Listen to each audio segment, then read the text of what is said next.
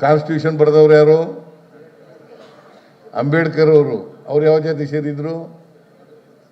ಮೇಲ್ಜಾತಿಯಿಂದ ಬಂದಿರಲಿಲ್ಲ ಅವರು. ಈಗ ನಿಮ್ಮಲ್ಲಿ ಒಬ್ಬರು ಮೆಂಬರ್ ಆಗಿದ್ರಲ್ಲ, ರತ್ನಪ್ಪ ಧರ್ಮಪ್ಪ ಕುಂಬಾರ, ಅವರು ಕಾನ್ಸ್ಟಿಟ್ಯೂಷನ್ ಅಸೆಂಬ್ಲಿ ಆಮೇಲೆ ರಚನಾ ಸಭೆ ಮೆಂಬರ್ ಆಗಿದ್ರು. ಅವ್ರು ಯಾವ ಜಾತಿಯವರು? ಕುಂಬಾರರು. ನೋಡಿ, ಎದೆ ತಟ್ಕೊಂಡು ಹೇಳಬೇಕು.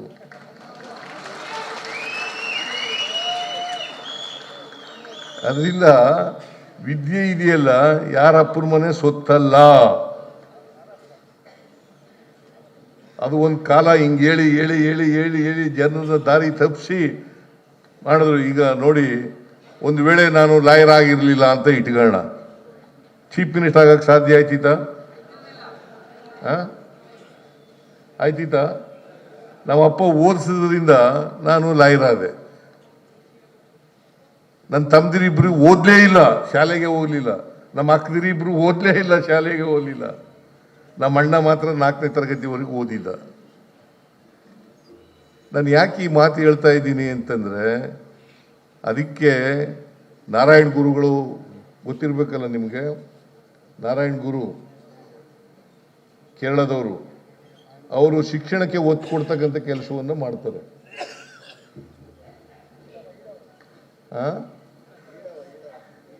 ಈಡಿಗ ಈಳವ ಜಾತಿ ಸೇರಿದವರು. ಅವರು ಒಂದೇ ಧರ್ಮ, ಒಂದೇ ಜಾತಿ, ಒಂದೇ ದೇವರು ಅಂತ ಪ್ರತಿಪಾದನೆ ಮಾಡ್ತಾರೆ. ಯಾವ ದೇವಸ್ಥಾನಕ್ಕೆ ಸೇರಿಸ್ಬಿಡ್ತೀನಿಲ್ಲ. ಅವರು ಅಸ್ಪೃಶ್ಯರಾಗಿದ್ದರು. ಕೇರಳದಲ್ಲಿ ಈಳವ ಜಾತಿಯವರು ಅಸ್ಪೃಶ್ಯರಾಗಿದ್ದರು. ಅವ್ರನ್ನ ದೇವಸ್ಥಾನದೊಳಗಡೆ ಸೇರಿಸ್ಬಿಡ್ತಿರ್ಲಿಲ್ಲ. ಅದಕ್ಕೆ ನಾರಾಯಣ ಗುರುಗಳು ಏನು ಹೇಳಿದ್ರು ಅಂತಂದ್ರೆ, ನೀವು ಯಾವ ದೇವಸ್ಥಾನದಲ್ಲಿ ನಿಮ್ಮ ಒಳಗಡೆ ಬಿಡಲ್ಲ, ಆ ದೇವಸ್ಥಾನಕ್ಕೆ ಹೋಗಲೇಬೇಡಿ, ನಿಮ್ದೇ ದೇವಸ್ಥಾನ ಮಾಡ್ಕೊಳ್ಳಿ, ನೀವೇ ಪೂಜಾರಿಗಳಾಗಿ. ಅಲ್ಲೂ ಬಹಳ ಸುಲಭ ಅಲ್ಲ. ನೋಡಿ ಎಂತ ಇದನ್ನ ಉಪಾಯ ಹುಡುಕಿ ಕೊಟ್ಟಿದ್ದಾರೆ ನಮಗೆ. ನೀವೇ ದೇವಸ್ಥಾನ ಮಾಡ್ಕೊಳ್ಳಿ, ನಿಮ್ಮ ದೇವಸ್ಥಾನ. ಯಾವ ದೇವಸ್ಥಾನದಲ್ಲಿ ನಿಮಗೆ ಪ್ರವೇಶ ಇಲ್ಲ, ಆ ದೇವಸ್ಥಾನಗಳಿಗೆ ಹೋಗಲೇಬೇಡಿ, ನಿಮ್ಮದೇ ದೇವಸ್ಥಾನ ಮಾಡ್ಕೊಳ್ಳಿ, ನೀವೇ ಪೂಜೆ ಮಾಡಿ. ಇದನ್ನು ಮಾಡಿದವರು ಯಾರು? ನಾರಾಯಣ್ ಗುರು. ಇಡೀ ಕೇರಳದಲ್ಲಿ ಮತ್ತೆ ಕೋಸ್ಟಲ್ ಏರಿಯಾ ಕರ್ನಾಟಕದಲ್ಲಿ, ಉತ್ತರ ಕನ್ನಡ ಜಿಲ್ಲೆವರೆಗೆ, ದಕ್ಷಿಣ ಕನ್ನಡ ಜಿಲ್ಲೆ, ಉಡುಪಿ, ಇಲ್ಲೆಲ್ಲ ಮಾಡಿದ್ರು ಅಂತಕ್ಕಂಥದ್ದನ್ನು ನಾವು ಇವತ್ತು ಮರೀಲಿಕ್ಕೆ ಸಾಧ್ಯ ಇಲ್ಲ. ಅದಕ್ಕೆ ಶಿಕ್ಷಣವೇ ನಿಮಗೆ ಸ್ವಾತಂತ್ರ್ಯ ತಂದುಕೊಡ್ತಕ್ಕಂಥ ಕೆಲಸ. ಸ್ವಾತಂತ್ರ್ಯ ಯಶಸ್ವಿ ಆಗಬೇಕಾದ್ರೆ ಶಿಕ್ಷಣ ಭಾಳ ಮುಖ್ಯ ಅಂತಕ್ಕಂಥದ್ದನ್ನು ಅರ್ಥ ಮಾಡ್ಕೋಬೇಕಾಗ್ತದೆ. ಶ್ರೀನಿವಾಸ್ ಅವರು ಕೆಲವು ಬೇಡಿಕೆಗಳನ್ನು ನಮ್ಮ ಮುಂದೆ ಇಟ್ಟಿದ್ದಾರೆ.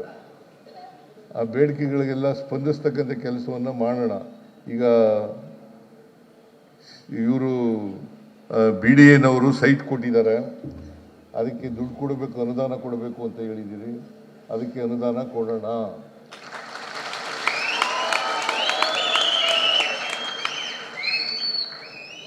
ಮತ್ತೆ ಕುಂಬಾರರ ಸಂಘದ, ಆಮೇಲೆ ಕುಂಬಾರ ಜನಾಂಗದ ಅಭಿವೃದ್ಧಿ ನಿಗಮ ಆಗಿದೆ, ಅದು ಇನ್ನೂ ಕೂಡ ರಿಜಿಸ್ಟ್ರೇಷನ್ ಆಗಿಲ್ಲ ಅಲ್ವಾ? ಆ ರಿಜಿಸ್ಟ್ರೇಷನ್ ಮಾಡಿಸಿ ಅದಕ್ಕೂ ಕೂಡ ಅನುದಾನವನ್ನು ಕೊಡ್ತೇನೆ ಅಂತಕ್ಕಂಥ ಮಾತುಗಳನ್ನು ಈ ಸಂದರ್ಭದಲ್ಲಿ ಹೇಳಲಿಕ್ಕೆ ಬಯಸ್ತಾ ಇದ್ದೀನಿ.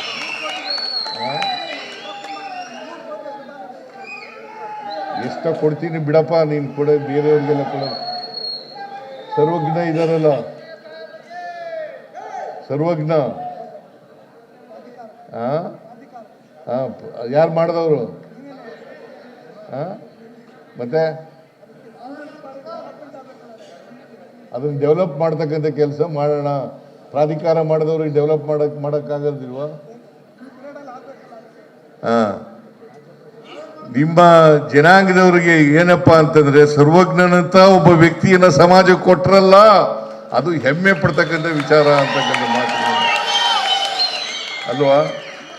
ನನಗೆ ಸಮಯ ಇಲ್ಲ, ಇನ್ನೂ ಮಾತಾಡಬೇಕು ಅನ್ಕೊಂಡಿದ್ದೆ. ಇಲ್ಲ ಇಲ್ಲ,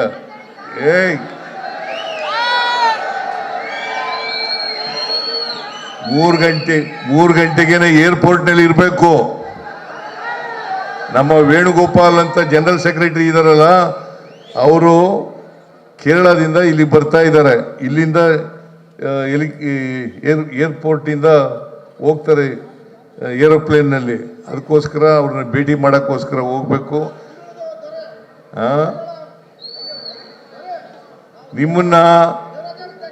ನಿಮಗೆ ಸರ್ಕಾರ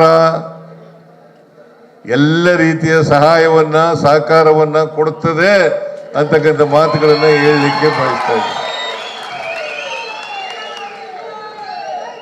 75 ವರ್ಷ ಆಚರಣೆ ಮಾಡ್ತಾ ಇದ್ದೀರಿ.